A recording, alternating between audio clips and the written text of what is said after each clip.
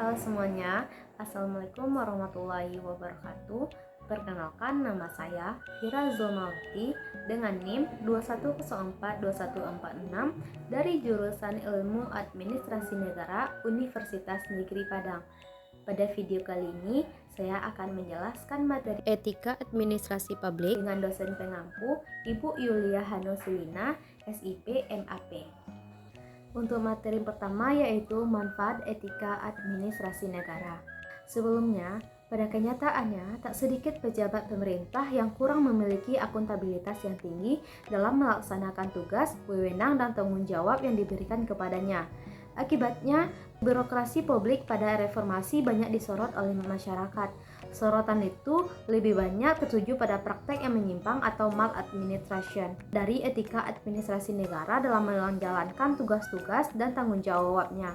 Bentuk maladministrasi ini dapat berupa korupsi, kolusi, dan nepotisme atau yang dikenal dengan KKN.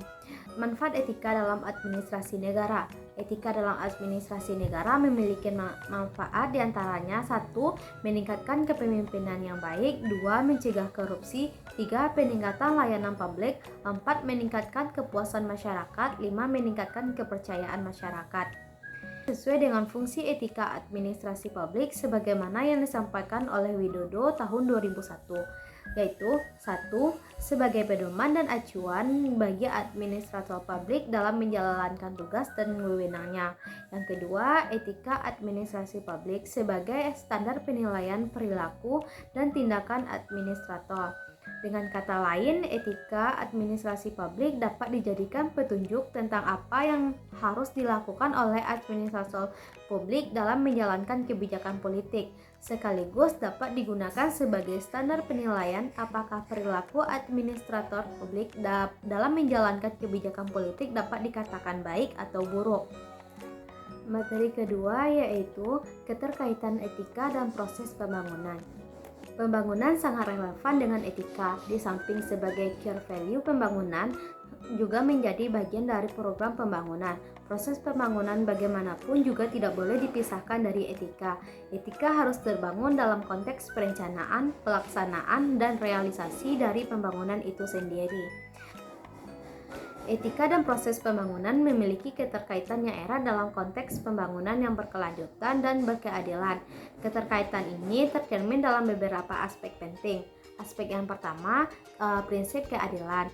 Etika membantu dalam mengidentifikasi ketidakserataan yang mungkin muncul dalam proses pembangunan dan mencari cara untuk mengatasi ketidaksetaraan tersebut.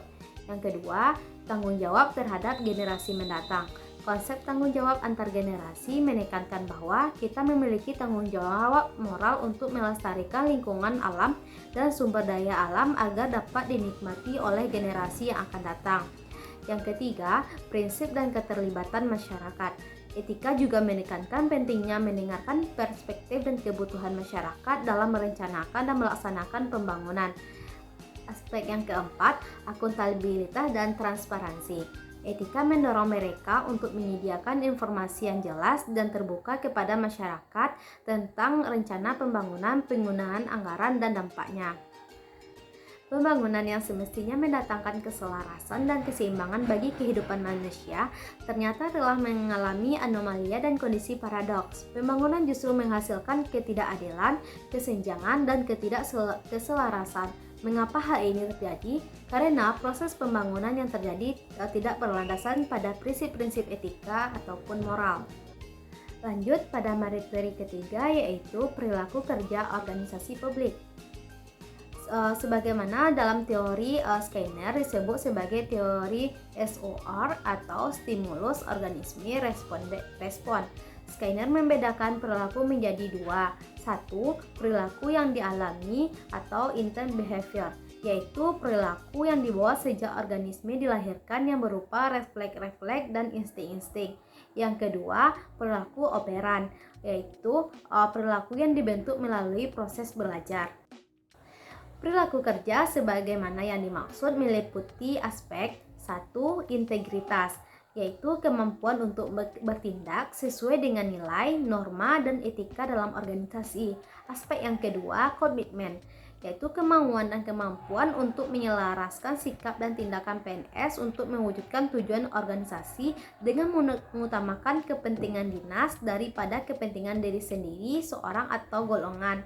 Aspek yang ketiga, orientasi pelayanan, sikap dan perilaku kerja PNS dalam memberikan pelayanan terbaik kepada yang dilayani antara lain meliputi masyarakat, atasan, rekan sekerja, unit kerja terkait, dan atau instansi lainnya.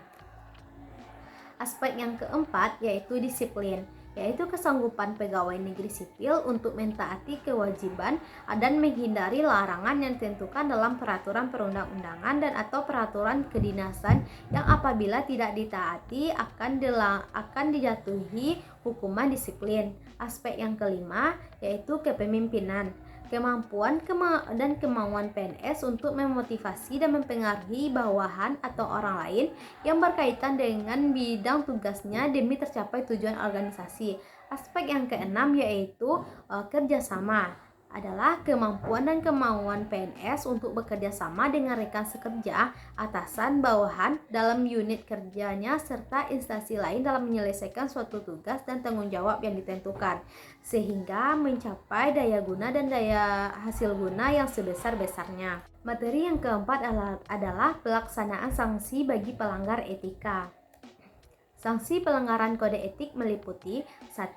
Permohonan maaf, dituangkan dalam surat pernyataan permohonan maaf. Yang kedua, pernyataan penyesalan, dituangkan dalam surat pernyataan penyesalan.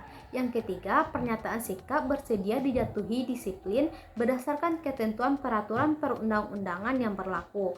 Apabila mengulangi perbuatan atau melakukan pelanggaran kode etik lainnya yang dituangkan dalam pernyataan sikap.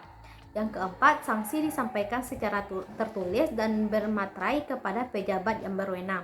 Beberapa sanksi bagi para ASN yang melakukan pelanggaran terhadap kode etik yang berlaku. Tak hanya sanksi moral, tentunya ada sanksi administrasi yang dijatuhi pada pelanggar. Sanksi administrasi tersebut mengacu pada peraturan pemerintah nomor 94 tahun 2001 dalam bentuk hukuman disiplin.